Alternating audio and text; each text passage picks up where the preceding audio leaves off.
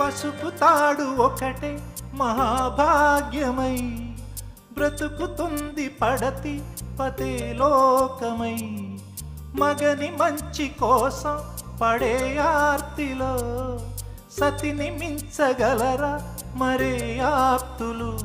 ఏ పూజ చేసినా ఏ నోము నోచినా ఏ స్వార్థము లేని త్యాగం భార్యగా రూపమే పొందగా అపురూపమైనదమ్మ ఆడజన్మ. ఆ జన్మకు పరిపూర్ణత ఇల్లాలమ్మా.